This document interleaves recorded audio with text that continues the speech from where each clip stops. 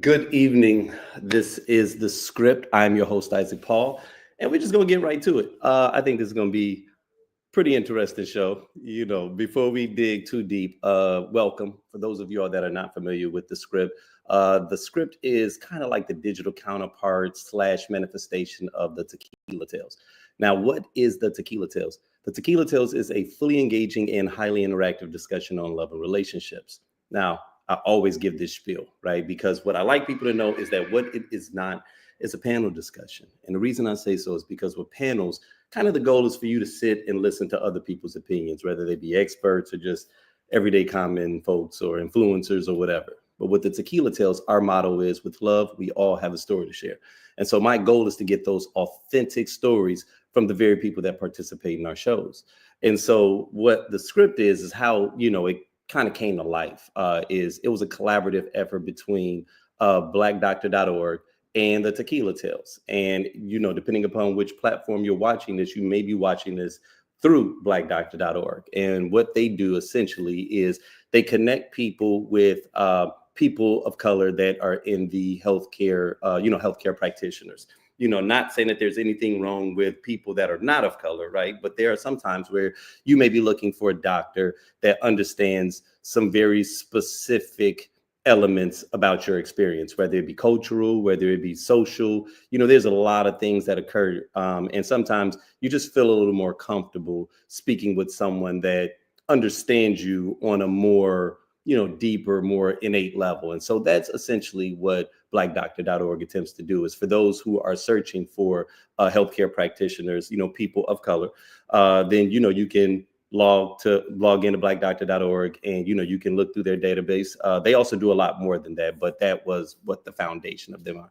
And so, when they reached out and said, why don't we collaborate? I thought it was just made a lot of sense. With the Tequila Tales, we deal a lot with love and relationships. And so, when you think about health, specifically health of people of color, a lot of times it goes beyond just that of the physical.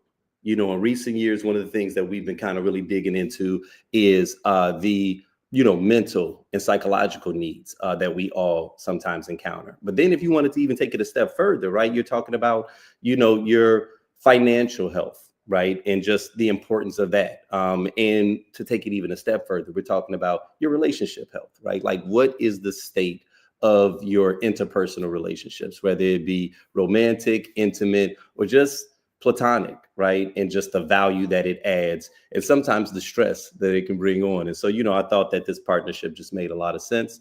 We've been doing it for about a year now. So actually, I think we're coming up on exactly a year. I might do something special for the anniversary of The Script. But up to this point, man, it's just been a lot of fun, right? It's very interactive, depending upon which platform you're watching from. Right now, I think we're streaming through like 6 different locations, right? So unless you are streaming it through Instagram, outside of Instagram, everywhere else, if you want to interact with me, because this is being filmed and streamed live, you have the ability to do so. So regardless of where you comment, I can actually see it. I can interact with you and I can pull your comments up on the screen. So, if you want to engage, I like these things to be as interactive as possible. If you want to engage, feel free to just dive right in, and we can mix it up. But yeah, like I said, man, from week to week. Actually, okay, so just so you all know, also, and just to get all of this stuff out of do the housekeeping, I guess as we'll call it. We're now doing it every week, right? So I still stream twice a month with blackdoctor.org, but the other 2 months, I mean, the other two weeks, I do it through the Tequila Tales, right? So be certain to follow the Tequila Tales if you want to stay inside the know, because every Tuesday I'm showing up, right? Rain, sleet, or snow, every Tuesday I'm showing up. But yeah, man, let's go ahead and dig into it, right? Because this has been an interesting week, an interesting year, and kind of an interesting period that we've been in, right? So, we got quite a bit to cover. We got some news articles that we probably go hop through, and then when we go into our love and relationships portion, I've got a couple of videos that I want to share, and I kind of want to solicit you all's feedback from it, right? Because I remember a buddy of mine a couple of years ago. Matter of fact, I want to say like 2015. I remember us having a conversation and him saying, "You know what? It feels like the world is off its axis." It was almost like he could just sense that there was something like just weird, about the way that things were progressing, and I think we could all sense it then. But I kid you not, it feels like it has not corrected itself since, right? Like, I mean, it just continues to get more and more bizarre, right? And so, yeah, man, with that being said, I figured we just go ahead and just start with in the news, right? Let's just go ahead and jump right into it, right? Because we've had some interesting things that's been happening in the news, right? And we aren't going to necessarily go through everything because there's a whole lot to discuss, and a whole lot that could be covered. But, let's just go ahead and just go with some of the common things, right? So, we'll call this one When the Smoke Clears: Snoop, Nelly, and the Cost of Crossing the Lines.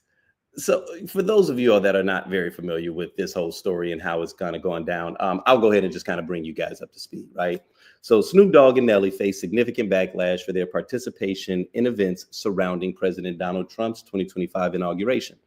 Snoop Dogg, who had previously been critical of Trump, including a 2017 music video depicting a mock assassination of a Trump-like figure, performed at the Crypto Ball, a pre-inaugural event.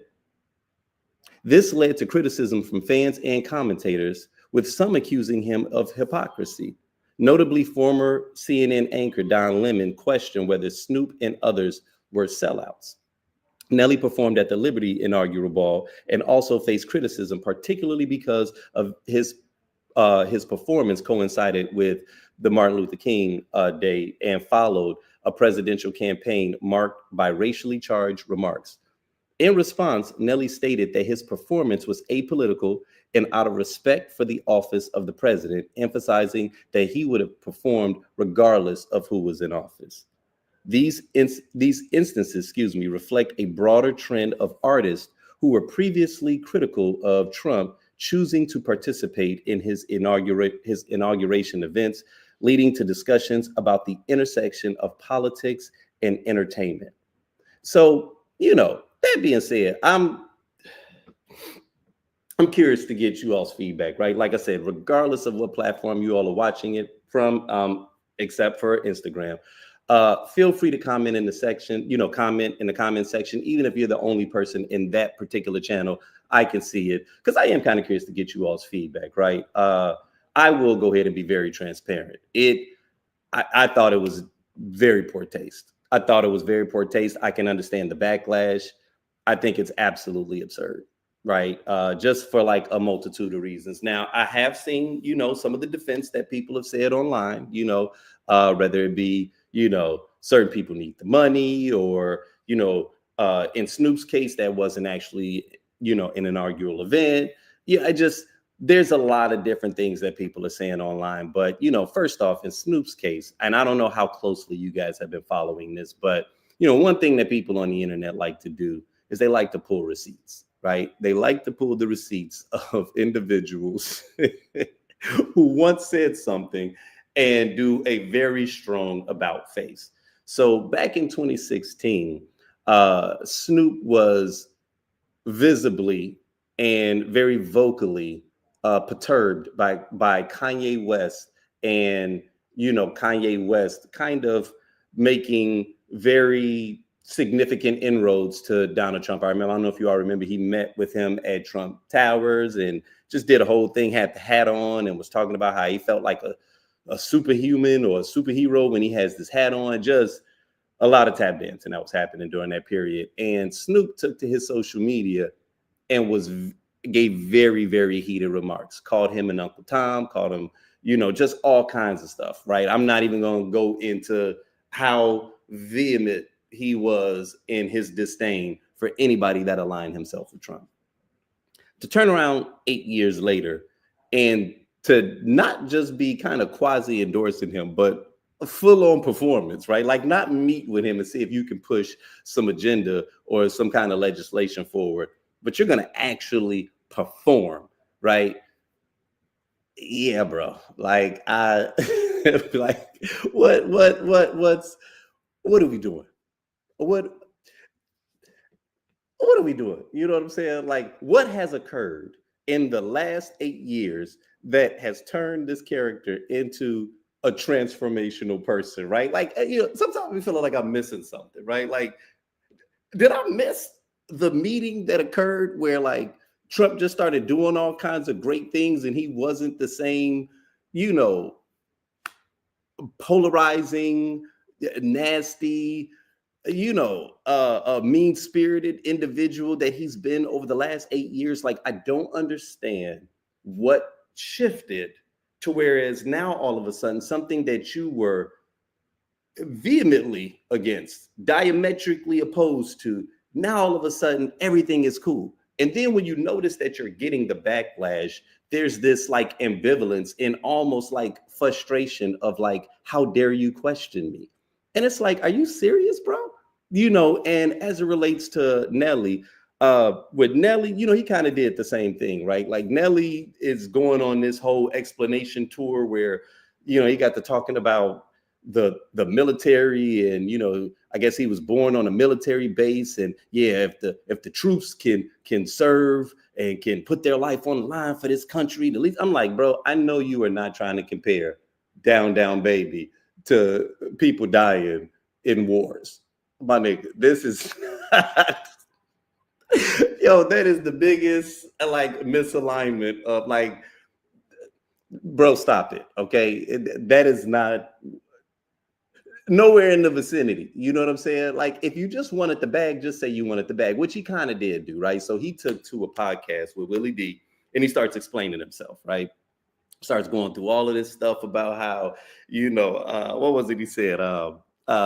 That, okay, first off, and see, this is how you can tell when people be on bullshit. Okay, it's like, it's one thing if you were really standing on principle.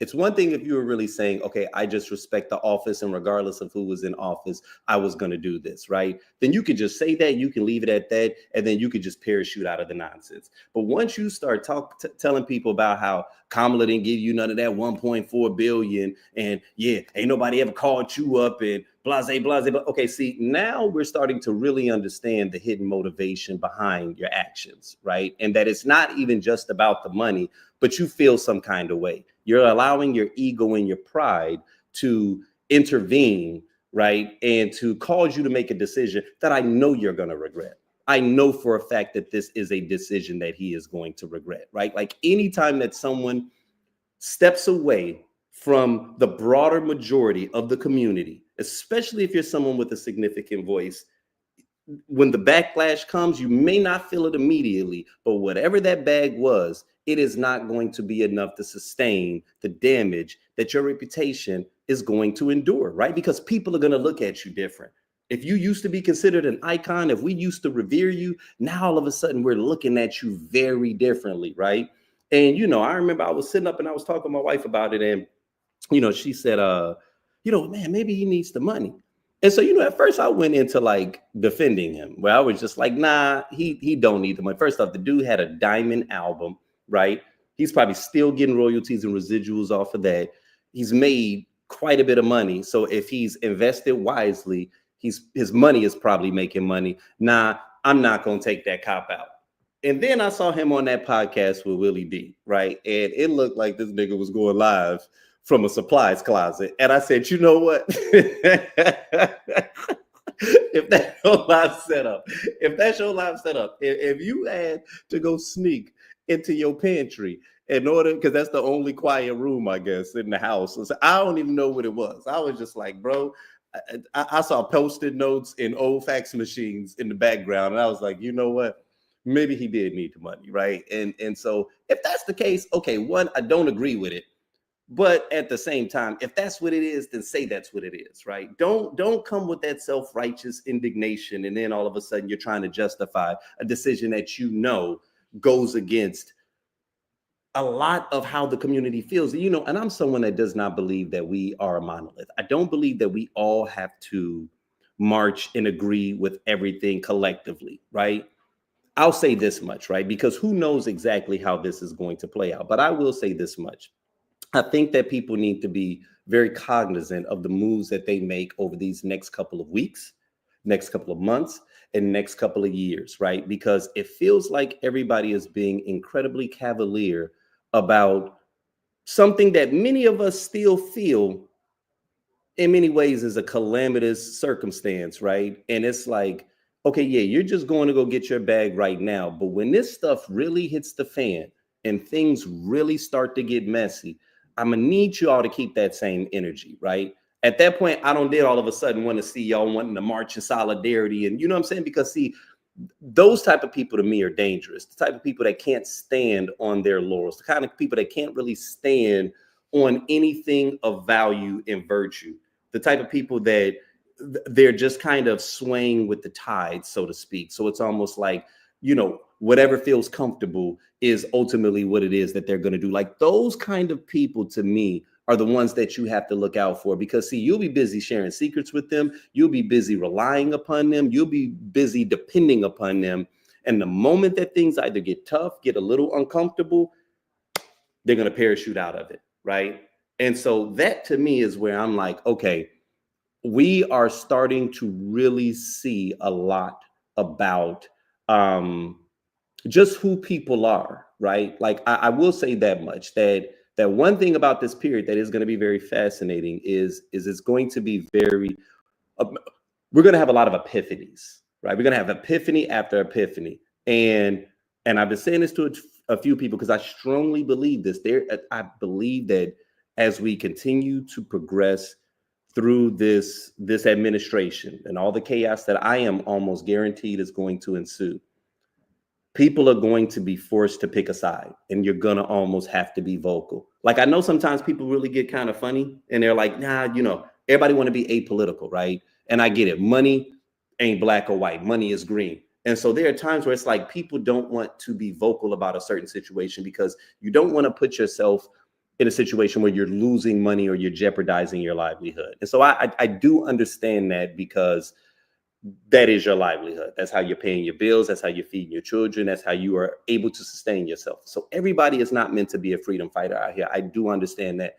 But this particular president and this particular administration, they are going to keep pushing the limit. And there's going to be a point where you are going to have to know where your line is drawn. Because if you don't, you will fall off the cliff, because he's going to keep pushing for more ground. And there's going to be a point where you're going to have to make it known what side of the fence you're on. If you down for the bullshit or if you are a part of the resistance, right? Everybody's being real cavalier right now because he ain't came for your stuff yet. Everybody still thinks that this is a white versus black, right? I don't even think it's a rich versus poor, right? Some people think it's a rich versus poor. I don't think it is. I think it's one man in his incredible ego, right? And the people that are riding behind him because they believe on some level that this train that he's on is going to lead them to whatever rendition of a promised land that they're looking for, right? Like they believe something in his rhetoric. And I've always said it's not really the person, it's the position. They like the position and the stances that he takes because it sounds good, right? But there's going to be a point. There's going to be a point where you're going to recognize that regardless of a person's position, what you need is competence in that role, right? And when you have a bumbling person in that role who's only concerned with getting attention and receiving praise, they are not going to keep their eye on the ball. And we've been here before. We were here back during 2007 with the housing crisis. You cannot have like incompetent leadership in a position like that and not expect calamity. We saw how he handled COVID. What's going to happen over the next 4 years, right? And when that starts to occur, and I don't know what it is, I got a feeling like it might be nuclear. I got a feeling like it's going to be some kind of attack that's going to make everybody fearful. And at that point, all the rhetoric and all the little games that he likes to play, that shit's not going to be valuable anymore, right? Because when you are frightened for your own safety or you are frightened for your own security, right? Then all of a sudden, maybe people will recognize that the emperor has no clothes on, or maybe they will just go completely off the ledge with him. But everybody on some level is going to have to make a choice. Are you going to bend the knee, or are you going to stand up and push back? Watch, I'm telling you, like I'm not trying to be the rallying cry right now. I'm just giving you guys a forecast. I'm giving you guys a forecast right now that if you don't know what side of the fence that you're on, just wait. Because the kind of president that this is, he's going to keep pushing the line. He's going to keep pushing the line. And there's going to be a point where you're going to have to make a decision as to where you stand. And you're going to have to be vocal with it, right? Because see, that's how it was last time. Everybody was pretending like things was, and then all of a sudden George Floyd happened, right? And it was right in front of our face. And I'm not saying that he was the cause of it, but he did not have the kind of voice that could unify the nation. And so what did you see? You started seeing tons of organizations, immediately coming out and speaking against bigotry. And oh man, and then that's when they started all the DEI nonsense, right? Like, because of white guilt, it made them recognize or acknowledge, not recognize, but acknowledge the social inequities that existed. And then they felt like, you know what, we got to do something about it, right? And what was unfortunate about that is white guilt shouldn't be the trigger for that. It shouldn't be the trigger for you wanting to live in a more equitable society, and that's what all the pushback is coming from now. But like I said, this is the space that we find ourselves in. Who do we got? Latrice, not cool. Listen. Okay, he said it's been hypocritical. Many artists were down with Trump for years until he got into politics, even putting him in songs. This was even after the exonerated five. Yeah, you're right. And they hated him. You're right. Now they all cool again. Right. Right. I agree. Now you are right. And look, to be clear, I've never been a fan of his at no point. Never. Right. So for me, it's easy to remain on this side because there's always been something that I've been able to detect about him. First off, I don't like bullies. Never have. I don't like bullies and I don't like loose cannons. So anytime I see that, it makes it hard for me to just kind of like key in and just act like, oh, they're cool. Like some people really respect. Here's what's funny. I actually respect power, but authentic power, not the artificial power, right? And artificial power is, while money can be powerful and it can cause you to do powerful things, there are a lot of weak people that have a lot of wealth, right? I don't consider those people strong. They may be in a position of influence, but they're not really powerful people. You know what I'm saying? So I've never really been into those kinds of individuals, right? And I can normally see through it. I can generally see through someone that is projecting something that's very different from who they are at their core. And I've always felt like that about him. I've always felt like he was a fraud. You know what I'm saying? But I think that people that like him, they like what they believe he represents. He's been eloquent and excellent at his branding. Now that I will give him. He is a marketing genius, right? Like that. If there's anything that he's genius with, it's marketing and it's branding. He knew how to slap his name on buildings that he didn't even own because he knew that would give the symbol of power. Hell, even how he got his first loan to buy his first building, they said it was based off of a fabricated article that was written in Forbes, right? He bribed somebody to write an article about him in Forbes, took that article to the bank, got his first $10 million loan. This is fact, right? So we're saying even from the jump, he's known how to grift. And so he's the best at it. He is the best at it. And I think that the people that are supporting him right now, they either know that or they've just been tapped into, this space that he's in. But listen, yeah, it's fascinating looking at people right now because we are going to see how people manage their voices over the next 4 years, right? Because things might even look like it's going cool for a moment, but it's something about a person that's got a big ego. It's something about people that have unchecked egos in positions of power and influence. Man, that loose cannon energy, man. Even if he does something good, he's the type that will mess it up. And just mark my words, you guys will see. The next one, Elon's inaugural gesture, salute or signal. Okay, so I know everybody has seen this, but for those of you all that have not, let me go ahead and give you guys the heads up. During a rally at the Capital One Arena following President Donald Trump's inauguration on January 20th, Elon Musk made a gesture that sparked widespread controversy.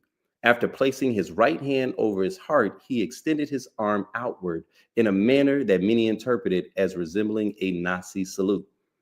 This action led to a significant backlash, with critics, including politicians like Representative Jerry Nader, condemning the gesture as anti-Semitic. Naylor stated, "I've never imagined we would see the day when that happened. When what appears to be a Hail Hitler salute will be made behind the presidential seal."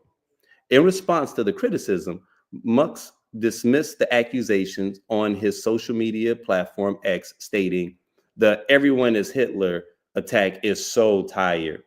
The Anti-Defamation League defended Musk, suggesting that the gesture was likely an awkward moment of enthusiasm rather than an intentional Nazi salute. However, this defense prompted further criticism from figures like Representative Alexandria Ocasio-Cortez, who accused the ADL of defending the Hail Hitler salute. The incident has intensified discussions about the responsibilities of public figures in their actions and the interpretations of such gestures, specifically given the historical connotations and the current political climate. Again, y'all, so when it happened, I didn't even get mad because I was like, this is him trolling, right? Like, he's a troll, and we know he's a troll. So, this whole, oh man, everybody's saying it's Hitler, like everybody's playing this game where it's almost like oh man, y'all are wild, and and it's like, okay, do I think you're a Nazi? No. Do I think you're a racist? Without question, absolutely, right? Like, the majority of your family's money came during apartheid South Africa. You know what I'm saying? And I ain't even gonna go through all the stories with that.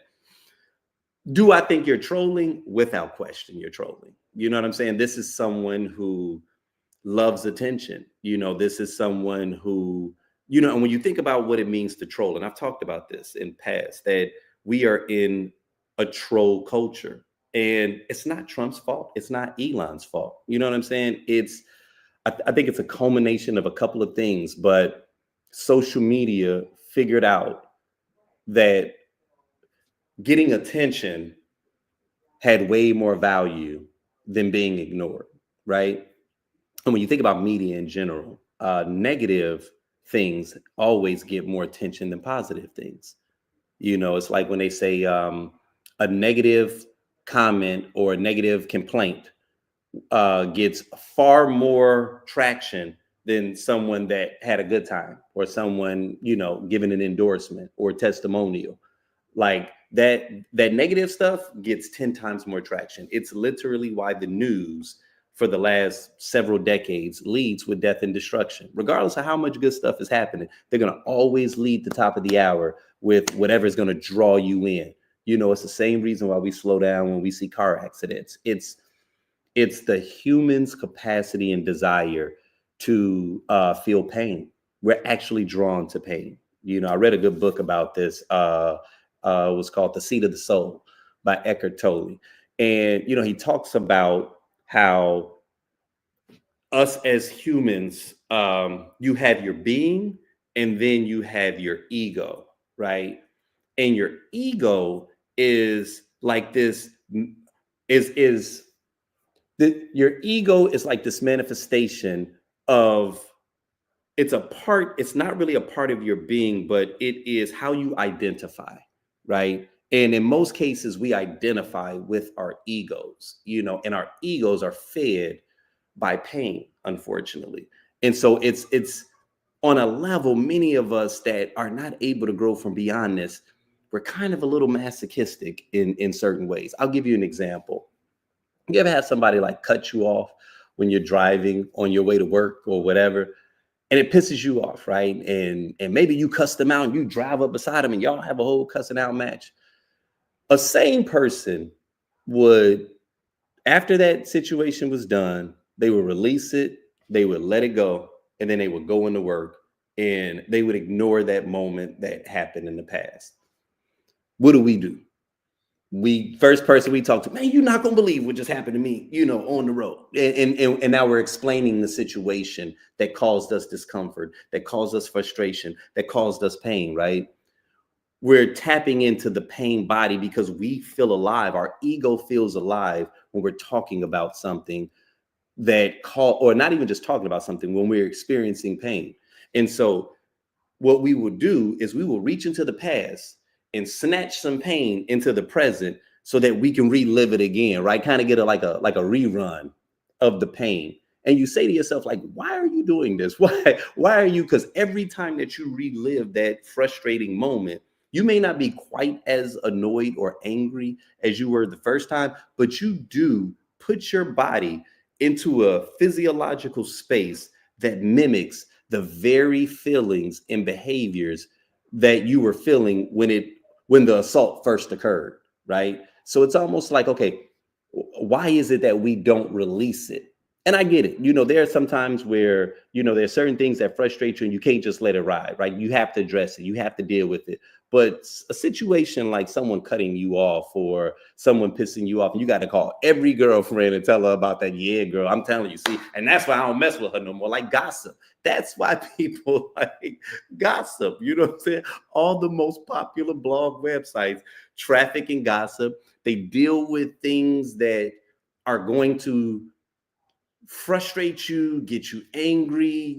I've even seen it in our comment section. We're going to talk about that a little later, right? When I go inside the comments on some of these recent videos that I posted on the Tequila Tales. But it's almost like if I post something that's like a good comment, that's like a feel good comment, that's an aspirational comment, that's a person telling of something that felt transformational, it almost won't get any traction unless some haters find their way into the comment section, right? If there's two peace and love, if there's two kumbaya in that comment section, and man, it'll fall flat, right? Until a couple of haters, until a couple of trolls find their way in and start arguing with some people, then now all of a sudden the comment sections. And what do we say? Like, man, we know this through social media. What's the first thing we do? We don't just look at the content. We go into the comment section. I don't know if y'all get this. There's sometimes where Instagram will send me a post, right? Instagram will send me a post, and I'll say to myself, now, why are they sending me this? Like, this is ridiculous. Why are they sending me this thing right now? And then I'll go into the comment section. I'll be like, oh, okay, this is why. Because they are getting lit right now in the comment section, right? Like, I never forget, it was this one this one reel, and it really was ridiculous, okay? Because they had this one dude. He was probably like late, 50s or whatever, but he was an albino guy, but just did not look like the type of cat that really would have had the kind of bride that he had, okay? Because he was sitting there next to his bride, and she absolutely stunning. She was gorgeous, and I'm sitting here like, okay, why is Instagram sending me bridal reels? Like, this is kind of weird. And I was like, man, but when I saw this odd couple, man, I took a Delta Express flight to the comment section because I was like, okay, I got to see what these people are saying. I go into that comment section, and what I say, hilarity ensued, right? And it cracked me up because there was this one comment what his gentleman was, he said something to the degree of like, what did he say? It was something to the degree of like, welcome my people, or something to that degree where it made it known like, okay, yeah, now I see why we all got served this up. We didn't get served this up because they thought that we liked the content. We got served this up because they knew that this comment section. I mean, and I kid you not, like whoever the bride was who shared this, she was not an influencer. This reel had every bit of like 12 million views. 12 million views. Okay. She was not an influencer, but she had the audacity of posting this reel. And she knew that this was an odd couple, right? But I'm like, this is what moves social media, right? It's unfortunate, but it's the negativity. It's the angst, it's the trolling. You know what I'm saying? It's people, and I think it started from a place of just like people having fun.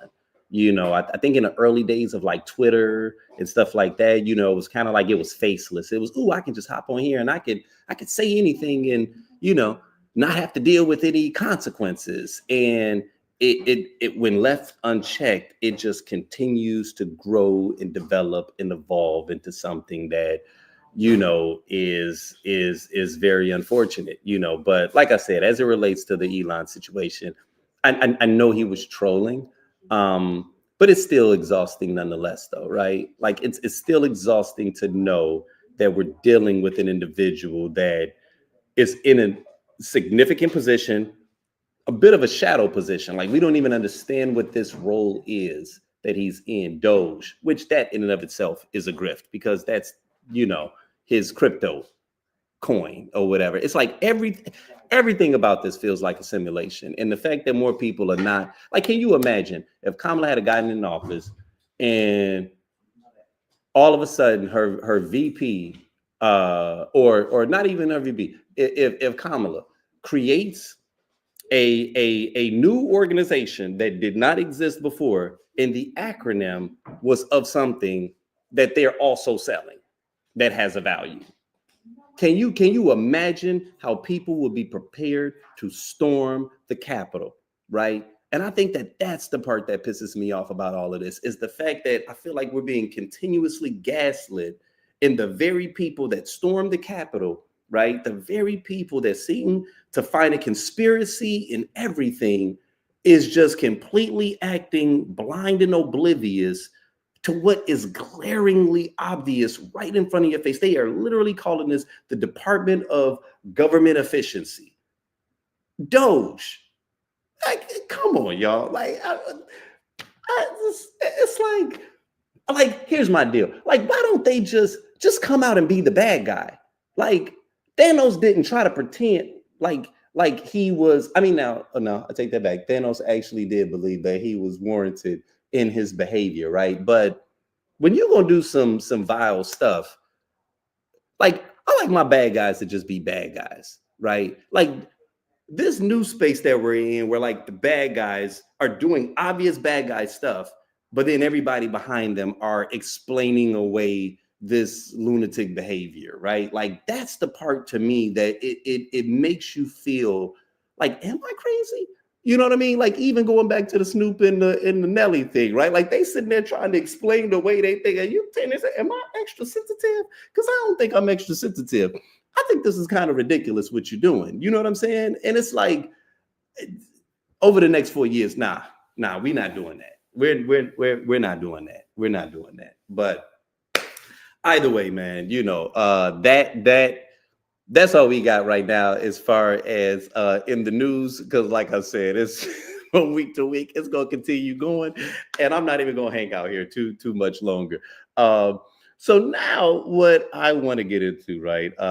Because I do think that this is going to be an interesting session right here.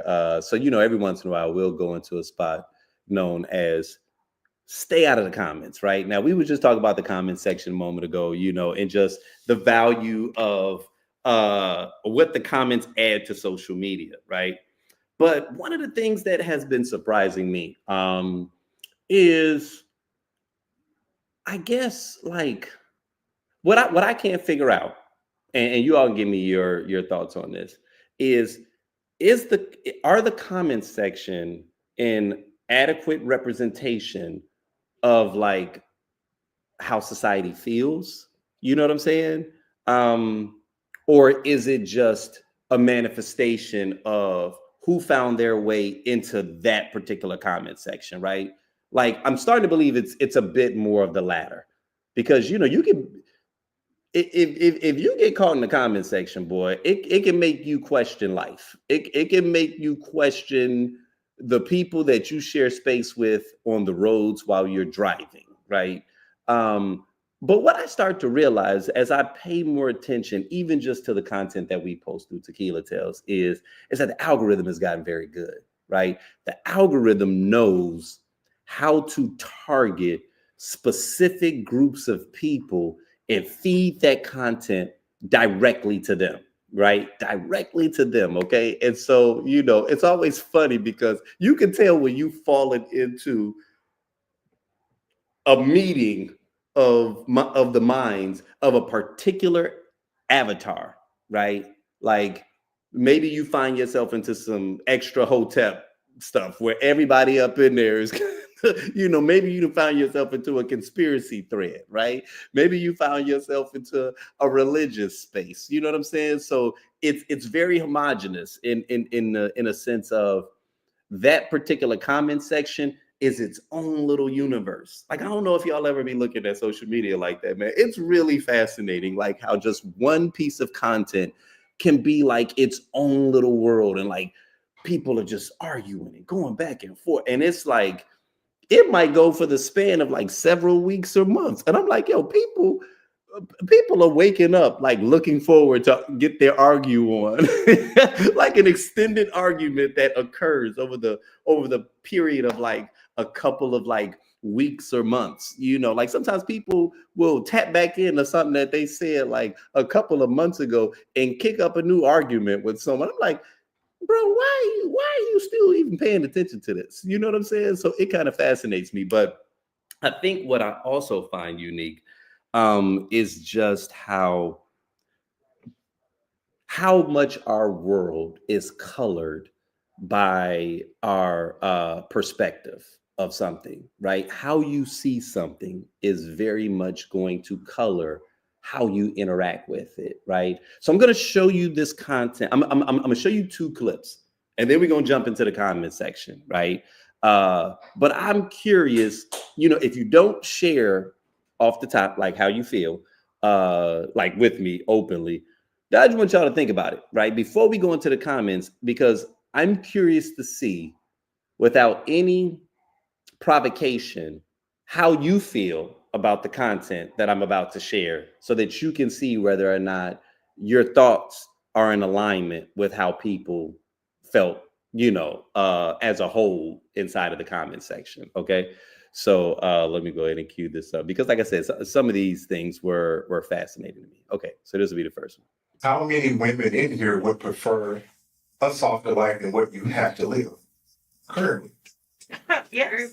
Okay, so when I made the comment that a man isn't necessarily looking for how much you make, your level of education, anything like that, because in my head, what I'm here to do is create a soft life. So Right. if you're working 60, 70 hours a week or whatever it is that you do, my goal is for you not to have to do that.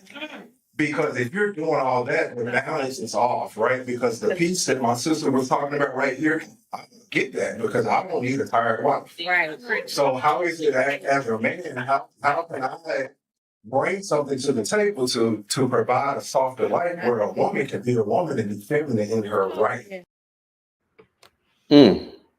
Okay.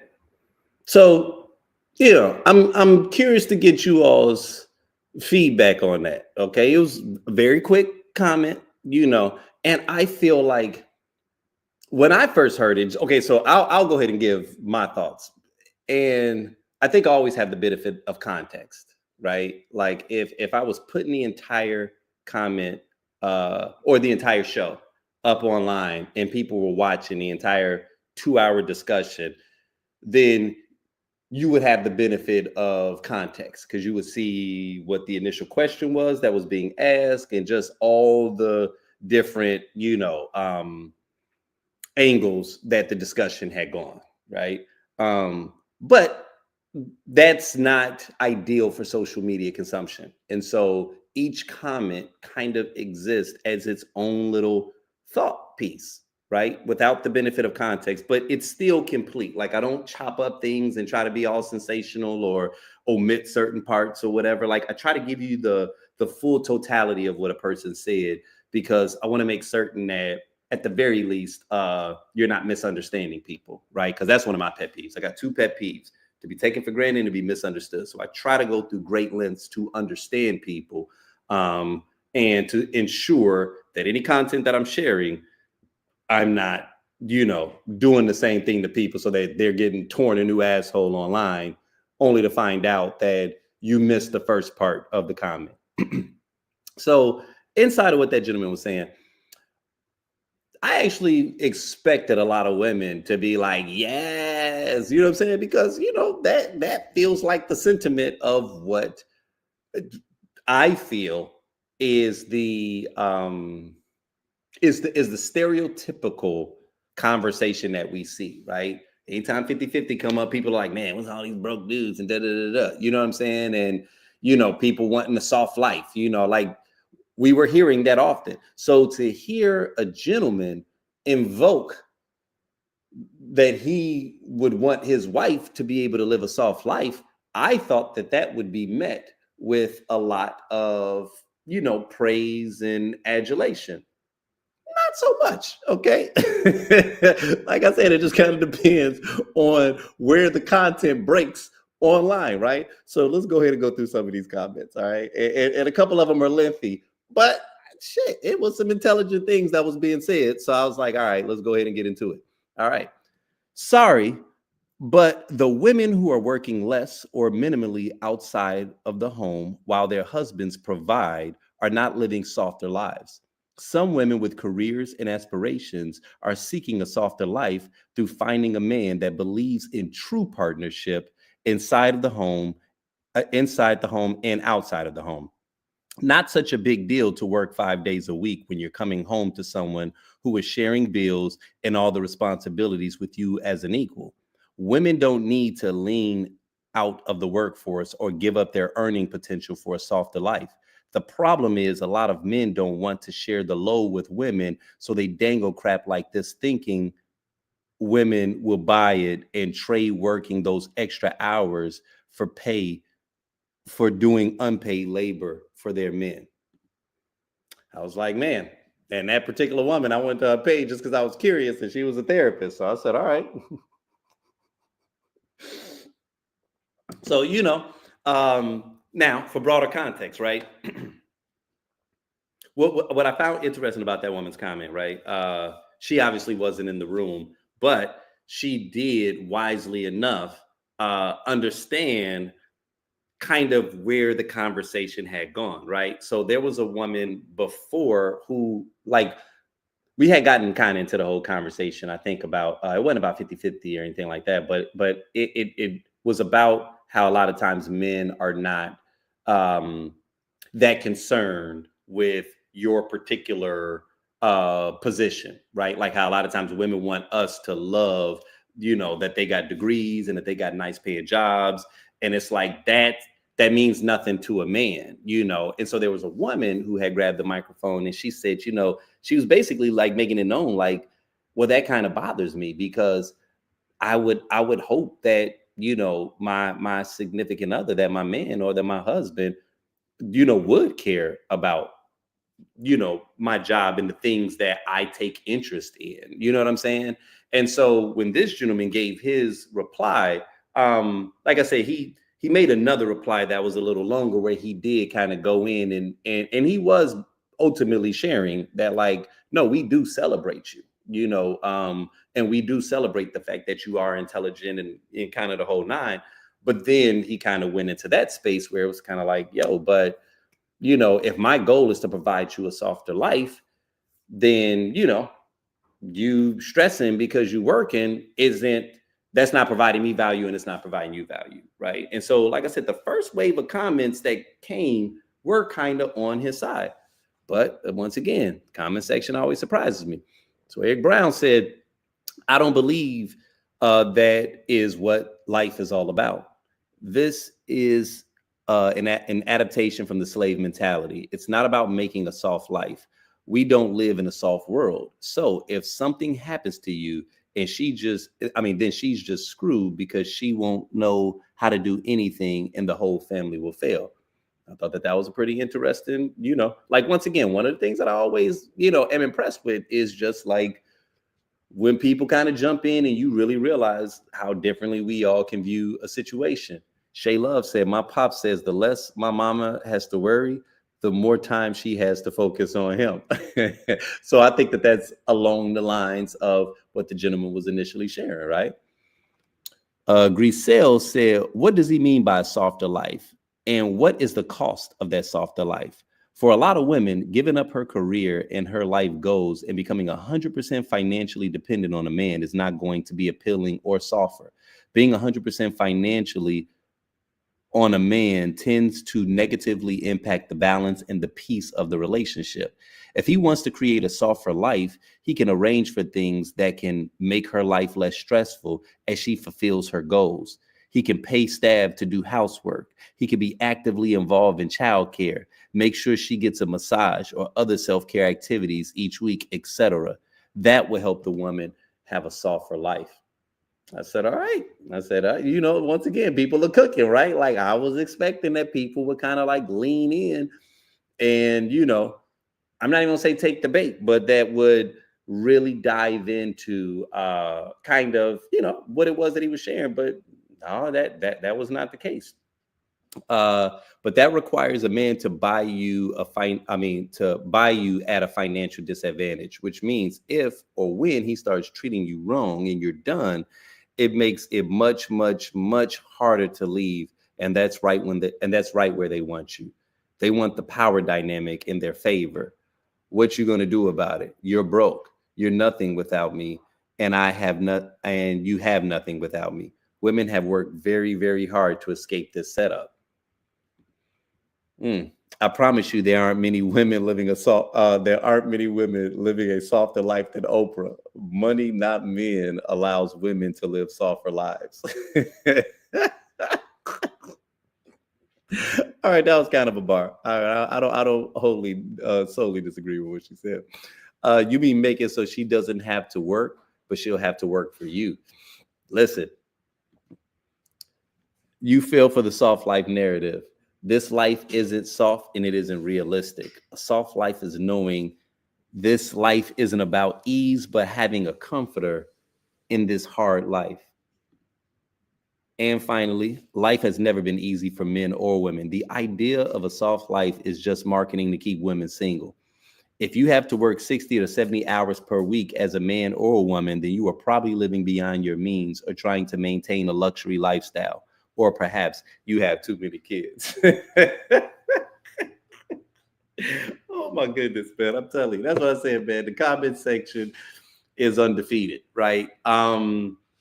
Yeah, see, this is so initially I did have a guest that was going to pop in on this particular discussion because this is one of those topics where I don't think it's a right or a wrong. I really don't, right? I really do think it's just a matter of attempting to find or locate the thing that is going to provide you with joy or provide you with a value or peace. I do think that some of the things that the women said does have value in the sense of really getting into the nitty gritty of what a soft life looks like, right? And I do think that there are times where, from a social media perspective, we can kind of grab a hold of like these buzzwords and we use stuff like soft life, and really it's a bit of a fairy tale, right? Because you can never really look back to a time where life was soft. And I think that that's what one of the gentlemen was saying, like point to a time in history where life for anyone, men or women, was soft if you weren't rich, right? And then even then, it might not have been soft, depending upon who you were aligned with, And so I do think that there are times where we have a tendency to romanticize the past, or we're still kind of living out our childhood Disney fantasies where we kind of wanted to be the damsel in distress and get rescued by the big, strong man that, takes care of it all for you, right? And the more that you navigate through life, the more you recognize that nah, you got to kind of fight to make your reality in this space. Like this is something even on a personal level that I have to deal with, right? Like being an artist and being a creative entrepreneur, you know, stepping into this space many years ago, you know, in my first iteration of creative entrepreneurship, you were always searching for that magical person, right? The person that was going to put you on, whether it was an A&R or some super producer or, you know, someone that had access to Clive Davis type, you know, where you just get discovered and then you could just sit and create and monetize it, and someone else handles all the dirty work. And the longer that you kind of go down this path, the more that you realize, like, man, that was always a fallacy, because that was never really the case for anyone, really, right? You know, the rags to riches, you know, you got discovered because you were performing at some juke joint, and you know, it was an open mic, and they had managers and A&Rs that were going to be there. It was always a grift. It was always a hustle, right? And when I think back on it, you know, I realized that, like, even back then, it was nothing but drug dealers that were funneling projects. They were utilizing their money and influence to, you know, prop up certain artists. And that's why the majority of times the only artists that you were hearing from were the drug dealers, because they were the only ones that had the money, aka the resources, to actually move the needle, right? But we always get sold this dream of believing that you can somehow divorce like hard work from success, like they don't go hand in hand, right? And that you are not going to have to literally figure it out on your own, you know. And if what you're waiting for is for some magical person to come around to make the heavy lifting part easier, and I get it, right? Like maybe you're great at this one area and you just want to concentrate in on that, you know what I'm saying? And you're hoping that you can find someone else that does the part of the business that you find unflattering. That unfortunately is not going to be the case for most of us. And so the majority of the people that you see moving forward and actually being successful in their world are the people that are willing to get their hands dirty. And I don't think that that changes in love and relationships, right? Like if what you're searching for is a significant other that just allows you to eat bonbons and cook and watch TikTok videos all day, here's the deal. I ain't even gonna go Kevin Samuels, because it don't matter what number you are, right? It don't matter how bad you are. Like that is just an unrealistic world for anybody. Everybody's got to get their hands dirty. Everybody's got to put in work. You know what I'm saying? And that's the thing that I think sometimes is tough for people to accept. You know, nobody is saying that they are expecting you to carry more than your share. You know what I mean? But especially us as Black people, man, like I don't know when we got to this space where we started searching for that, because even throughout like our history and like media and stuff like that, you think about back from Bill Cosby, Claire Huxtable was a partner in a law firm. Heathcliff Huxtable was a doctor that had his own practice. She could have very easily stayed at the crib. Like I don't know where we get in this space where it's like, you know, the princess role. Like who has ever gotten to live that on either side of the fence, white or Black? You know, because sometimes we'll take this thing and we'll go racial and we'll turn it into like, and it's like, nah, when you see immigrant families that come over here to the United States, all of them are working on the family business, right? Like this is a like this is common, you know what I'm saying? So this isn't something that, you know, is new for us, right? So now I've got another clip that I want you all to see, and we'll, you know, kind of dive into the comment section on this one as well. And this one particularly I found to be very unique. Okay. So I'm the type of woman that I stand my ground, and I like to feel that I come from a good space. So what I tell you is what you should take it as what it is. So when people try to tell me about myself, I kind of blow them off.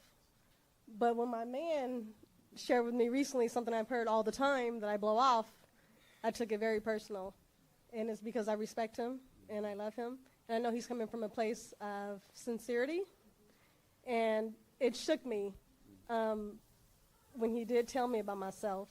And I knew this to be true, but I didn't care what nobody had to say about it. But yeah, I went to bed that night without talking to him because that's how much no, he pierced my soul when I heard it from him. Right. And I've heard it all the time, but when he said it, it meant more to me. So initially I was never receptive, but it came from someone that I care so dearly about. Not to say there's no others, but you know, he's on a different pedestal, so to hear that from him, it made me rethink that personality trait he brought to my attention that I've always ignored, so yeah. Okay, so real talk. If y'all don't even share your thoughts on that video in the comments, all right, I would like if you're watching this from all these platforms that I'm streaming from, and look, I'll even go over into Instagram, right? Like anybody on Instagram that sees this, I want y'all to tell me how you feel about this particular clip, okay? Because I'm gonna be honest. So this content space is very unique, right? Because you never know what's going to trigger people. Like you just have no idea what people will be triggered by. So I'm going to go ahead and just share my honest to God truth. I thought that comment was, I was like, okay, it was cute. You know what I'm saying? You know, her man told her something, kind of rubbed her the wrong way, but she cared about him. And so she listened, right? I saw it as a net gain. I saw that as something that was beneficial. I was like, you know what? That's how I would want any significant other that I had to feel, right? Like, even if you were a little stubborn here and there, because to be clear, I've always, dated or been in relationships with strong women, right? It's who I am. It doesn't intimidate me. You know what I'm saying? I come from a family full of strong women. So I'm comfortable around that energy, right?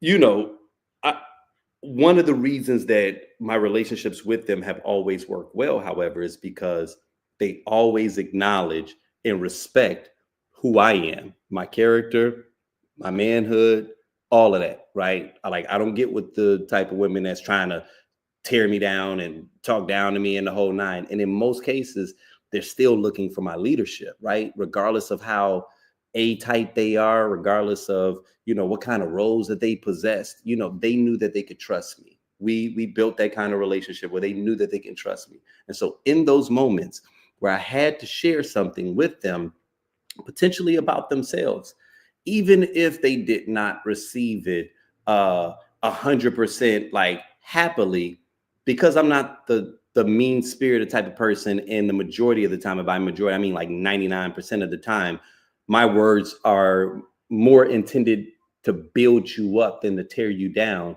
They knew that they could trust me in that moment of me letting them know something that they did that upset me, or something that they did that frustrated me, right? Like, and I obviously had to use a little bit of wisdom with regards to how I shared it with them, right?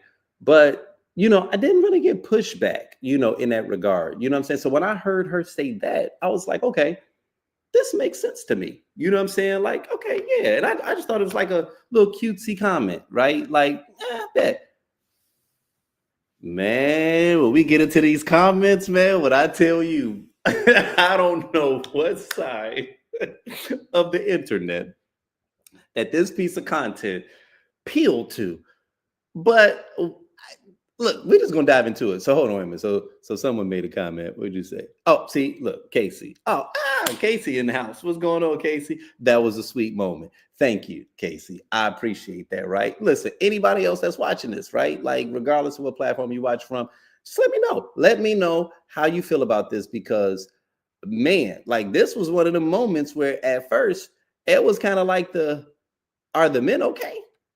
Like, that was kind of how I felt. Like, are the men okay? Okay, hold on. I'm over here on Instagram. So the poet artist said, notice how she was willing to be corrected by a man she respected, admired, and that had her best interest at heart. That's the formula. Thank you, poet. You know what I'm saying? I appreciate that, right? Thank you for acknowledging what I thought was common. Y'all, we got quite a few comments that we got to get through on this one, but I'm just bear with me, okay? Because the sentiment kind of threw me a little bit, right? Like, you know what I mean? You get a couple of little comments and you're like, oh, okay, they're a couple of haters. No, it broke off into a whole section of the internet where I was just like, yo, this is kind of heavy, right? So let me hit you with the first one. She kind of proud of her toxicity. Yo, not 133 likes, right? 133 likes. That is the most popular comment. So just so you can know right now, that's where we're starting off. Okay. It ain't gonna get no better from there. All right. All those years and possibly hundreds of people, but she wasn't ready to accept it. She's choking on this admission, probably hate it. It's weird how women can't listen to friends and fam, but that's how it's real. I mean, but now it's real because it comes from a man. She basically said she doesn't respect her circle. Now, in all fairness, right? Because as this content was kind of doing its own thing, and like I said, every time I go back to the news feed, I'm saying not only is it getting shared a bunch of times, but like more people are like, and I normally won't even key in too much, but I think I was just so fascinated by the tone and the tenor of this one that I had to send it to a couple of friends. Like, yo, I'm gonna just send you this. Don't read the comment section. Like, hit me back and just let me know what you think about it. And so I actually sent it to a friend of mine, and her sentiments may not have been quite as like pointed as some of these, but even she was kind of in that space, right? And I just found that so fascinating how like we all see a situation and we're all hearing something very differently. That to me is so fascinating. Now, of course, I have the benefit of context, right? I know who this woman is. Maybe not personally, but she's come to several events with her husband, right? With her significant others, who speaks far more than she does, right? That may have been the first and only comment that she's made. It literally has over 100,000 views on Facebook right now, and the gentlemen are going in. Okay, the way to show him the ultimate respect by not speaking to him before you went to bed that night, shaking my head. You could have just accepted it and thanked them for bringing it to your attention and actually just stop doing it. That would be a great sign of respect. No, she finally realized that wall is closing at an alarming rate. When a woman respects and loves you, she will take your words meaningfully and try her best to change. When a woman doesn't respect love, she'll take your words like a grain of salt and could give a damn what you think about her. All right, now that was just kind of like a common one or whatever, deplorable, self-centered BW. That's black woman for those of y'all that don't know. Y'all need to be left alone for good. Bro, that was like a minute and 30-second comment. You know what I'm saying? Y'all was at like y'all got this woman out here like she again, y'all. She'll never let this happen again. He's going to be miserable until he leaves. For context, okay? Her husband that makes rather lengthy comments during the Tequila Tales. Anytime he's referring to her, it's not only with a loving tone. He has never said her name. He refers to her as baby. I only know this woman as baby, right? Because that's how he refers to her inside of the show. He's like, man, man, me and baby, man, when we leave these events, we be talking about it, you know what I'm saying? And I remember I was telling baby, blase, blase, blah. They look like the model couple. And while she was making that comment, he was sitting right next to her and she had her arm around him, right? So she was just acknowledging a moment of just like an epiphany that I guess, or a revelation that she had as it relates to him, right? Like that's what you're supposed to be able to do in loving relationships, is correct one another, is to help one another grow, is to help one another evolve. And she was able to be transparent inside of this room, right? This well-curated room where we're able to share and be open.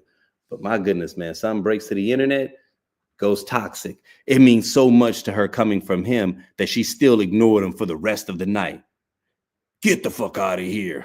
Another woman that doesn't want to make any changes and has a terrible attitude. If y'all think she's going to miraculously become receptive, y'all crazy. Let me tell y'all, like, bro, get therapy.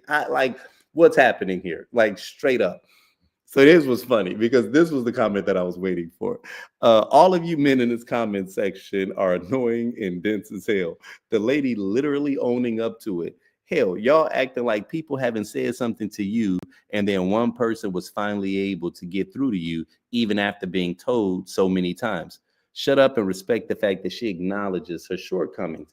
I was like, yo, finally, like a sensible person arrives at the party, right? Like, I mean, I get it. You know what I'm saying? Like, how many of us are not in a space where when we hear something that makes us feel uncomfortable, there's not an initial pushback? I've been like that my whole life, and I'm one of the most fluid, flexible people that you can know, right? But if I felt some kind of way, I'm gonna stand on it.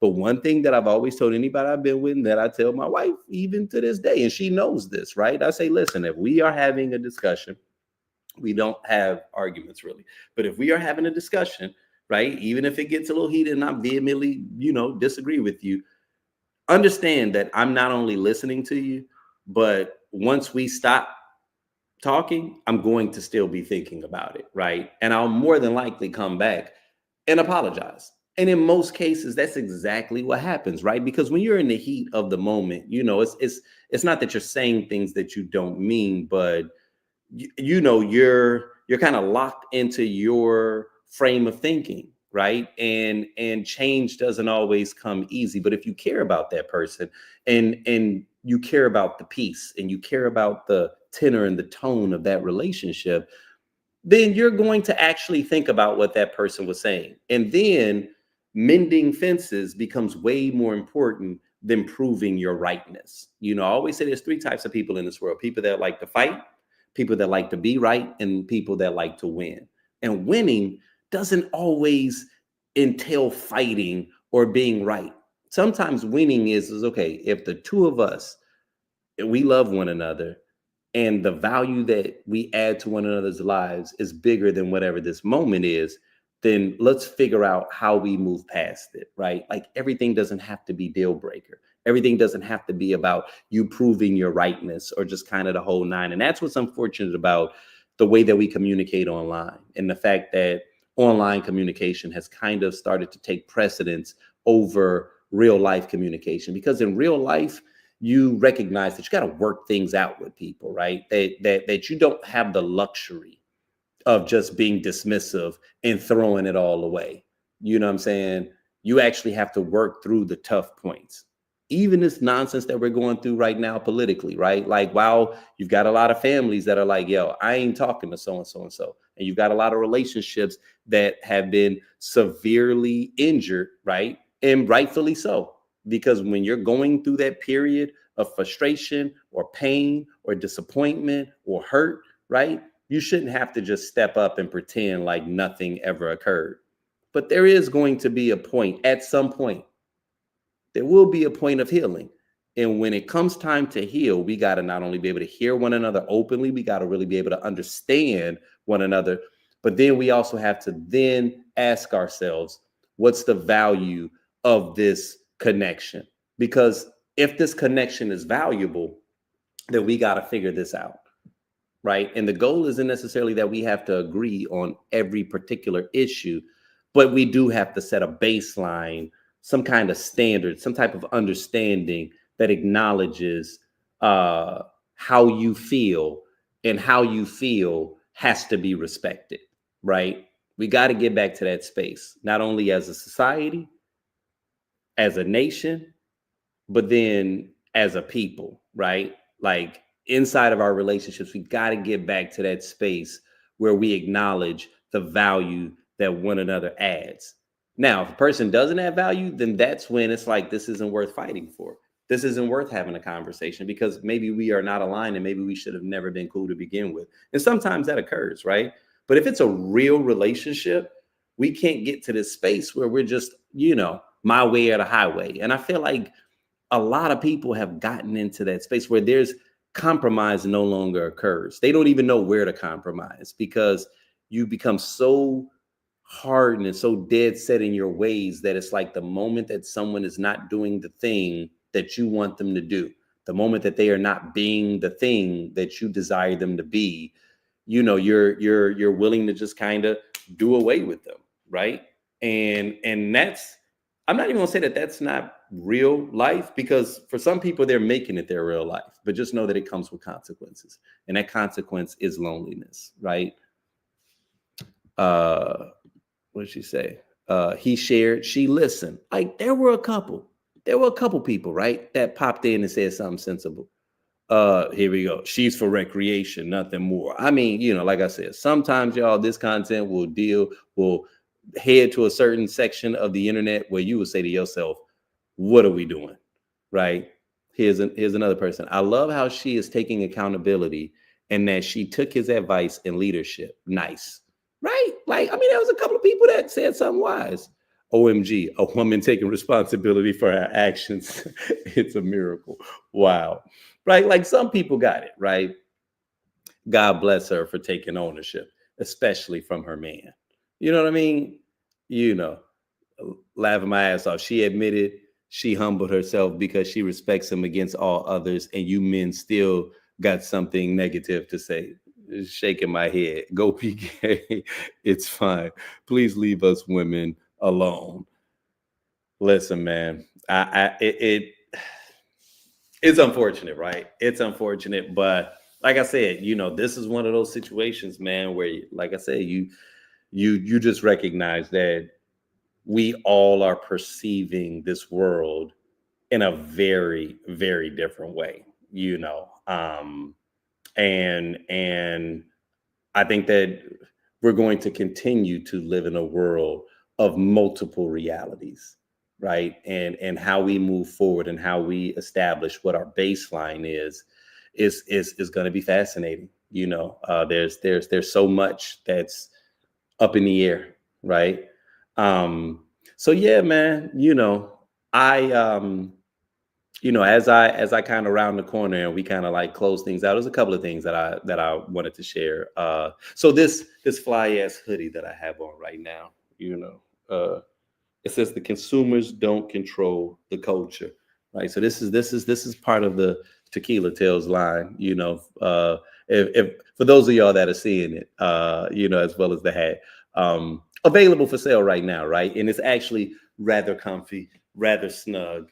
So I invite all of you all to go ahead and head to our website right now. Matter of fact, let me go ahead and hit you guys with this link in case you all were questioning how you can get after it, right? Like, bam, so you can go to the website. We've got this, tons of other ones. Our motto is some truths hit different when you wear them, but you all, this is going to be kind of like a motto for me this year, right? A bit of a rallying cry, because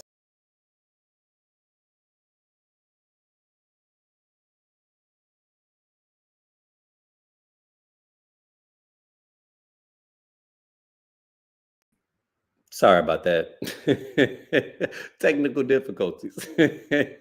But we are in a space right now where you know where do I begin with this?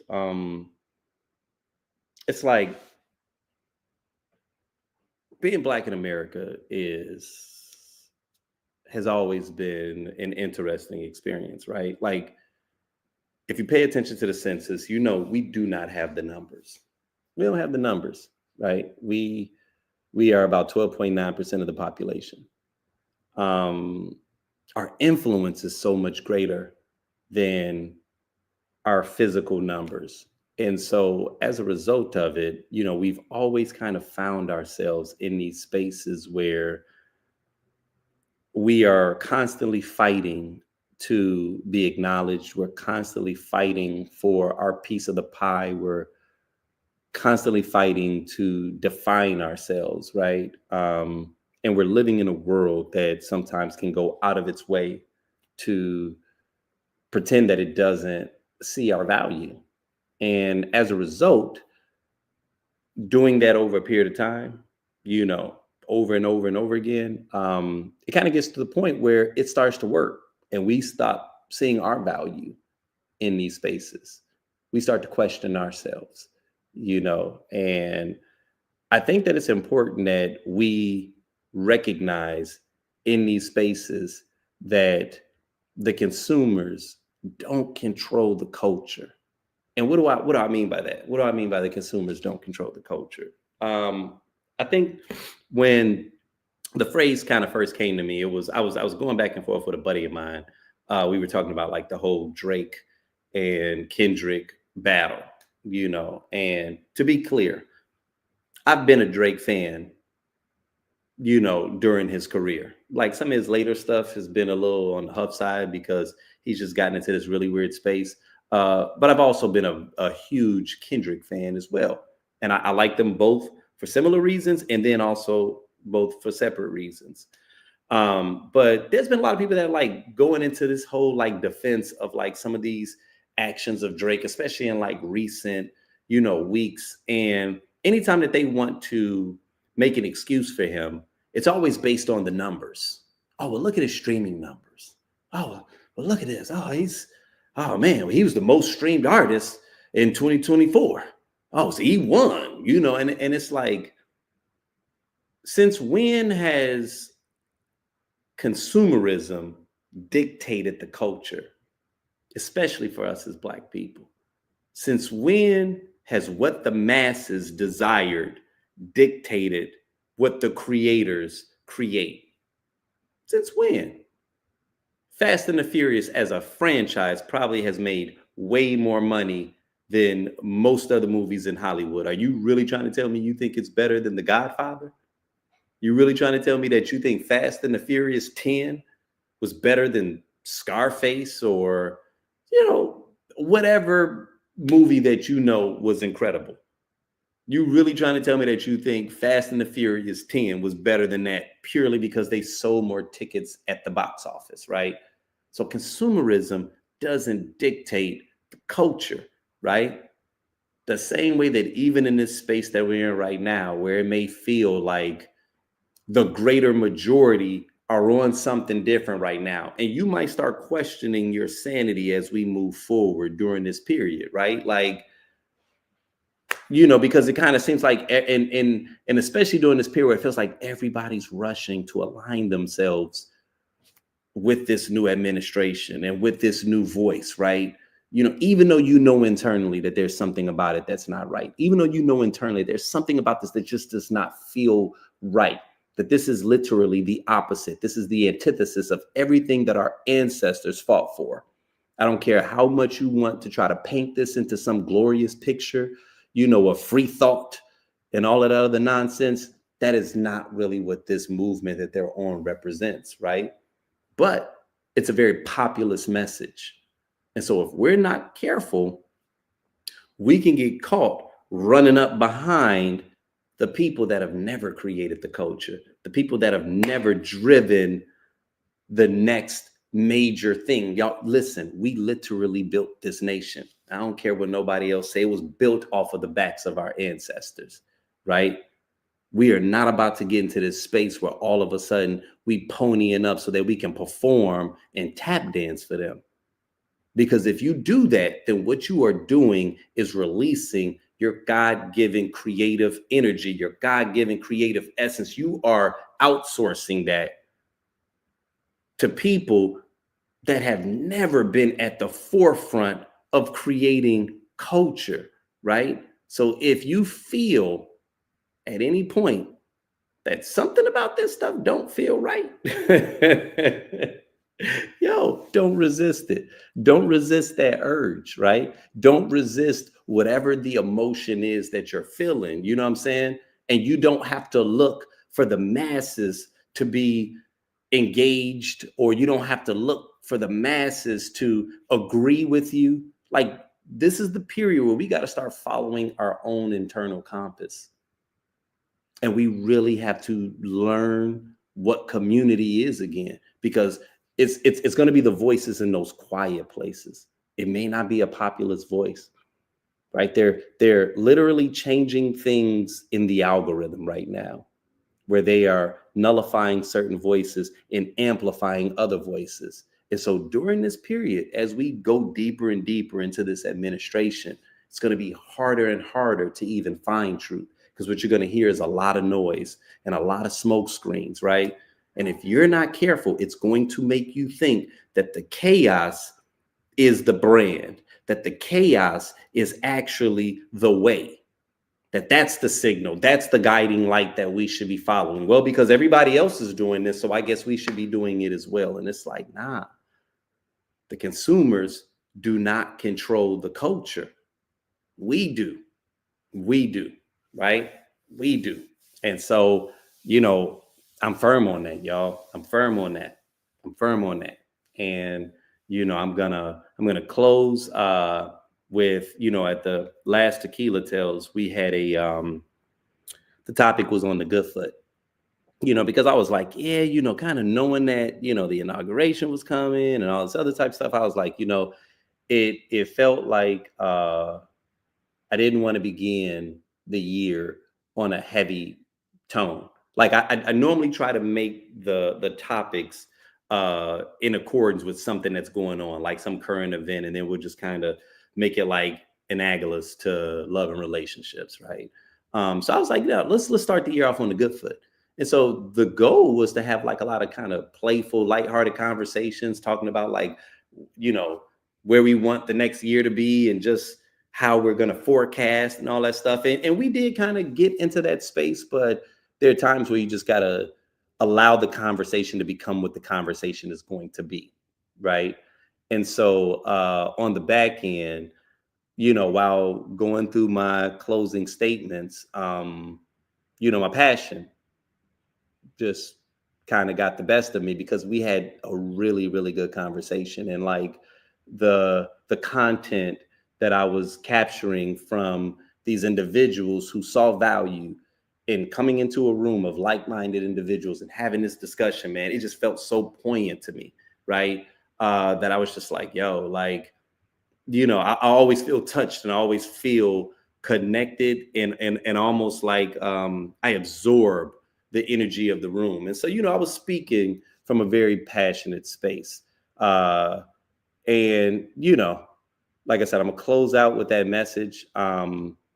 I will go ahead and give you guys the heads up. It's a little bit of language up in it, a little bit of harsh language, not much, but you may have an occasional pearl clutch.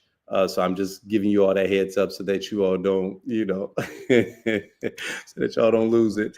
But one thing that I do want to share before I play this particular video is I want to invite you guys to join the inner circle. I've said it in times past that the Tequila Tales is it's bigger than just conversations about love and relationships. It's about community, right? And so it is our full not only intention but our goal to expand, right, and to have these conversations in more places. So we're going to be starting February 13th in Chicago. The event is going to go live on Thursday.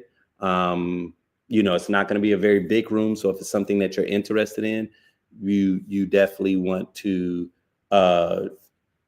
get your tickets early, right? Because, we want to make certain that we maintain the conversation in a way. So, space will be limited. The people that are going to be informed first are the people that are part of our list, the inner circle.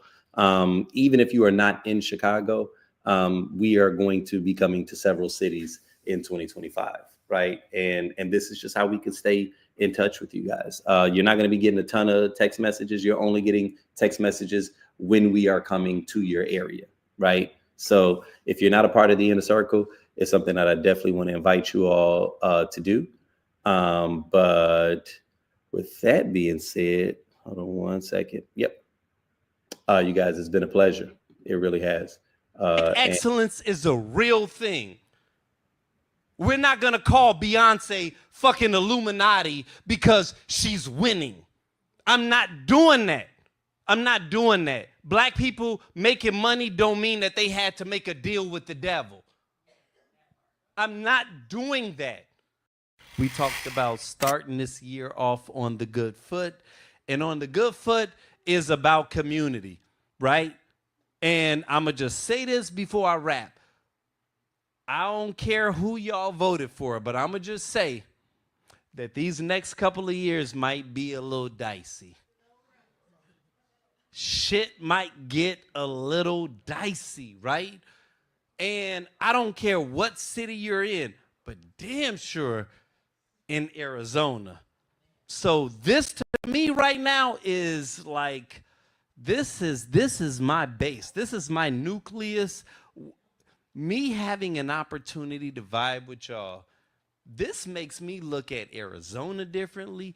This makes me look at black people differently. This makes me look at what the future can look like. Because I'm telling y'all right now, they keep talking about this DEI shit. And I don't know how y'all feel about that, but I'm going to just share with y'all how I feel real quick.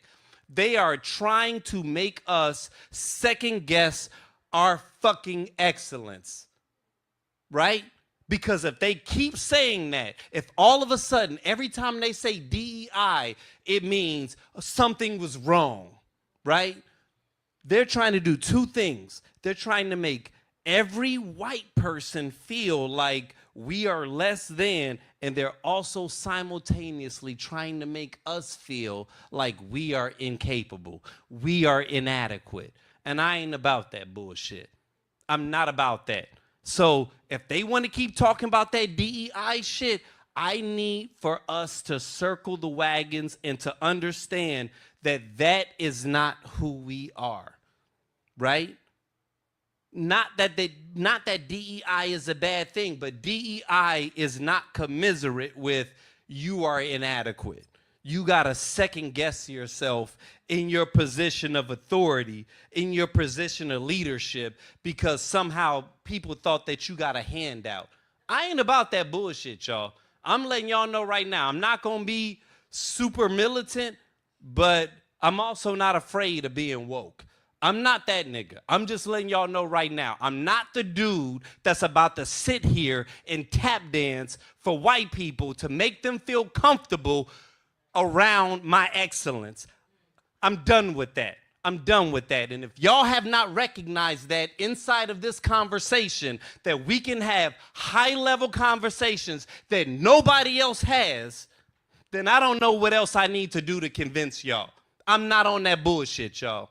That's not my 2025. Y'all, my 2025 motto is, I do not have the time or the luxury to question myself. I don't have that. I don't have the time or the luxury to question my capability.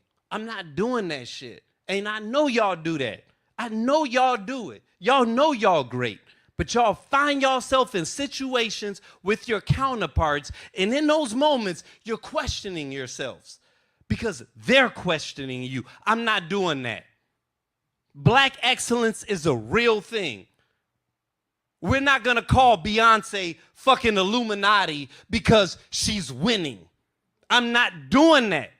I'm not doing that. Black people making money don't mean that they had to make a deal with the devil. I'm not doing that because inside of this room, I heard a lot of high-level conversation. Regardless of whether or not you agree with everybody's stance, this is not something that's commonplace. That's what Tequila Tales is. It's community. It's community. And so moving forward, that's what we're on, right? That's what we're on. So we can have a great conversation. This conversation ain't going to be like next month's conversation, which, by the way, is our 12th year anniversary. So I want y'all to know about that shit. We turning all the way up, right? Shit's going to be sexy, so I'm inviting all of y'all out. But I just want y'all to know, every conversation is different, right? But it's not just about the conversation. It's about the community, right? Like, and it's not Phoenix, it's everywhere. We're going to need this.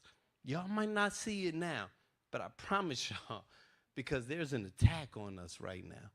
There's an attack. I don't give a shit who you voted for. Vote for who you want to vote for. I'm letting y'all know right now. It's an attack on who we are. And I'm not going to be on the side of tap dancing and trying to convince them that I don't know what this is. I ain't gotta agree with y'all, but I love y'all nonetheless. And I want y'all to know that. I love y'all. Thank y'all for coming out.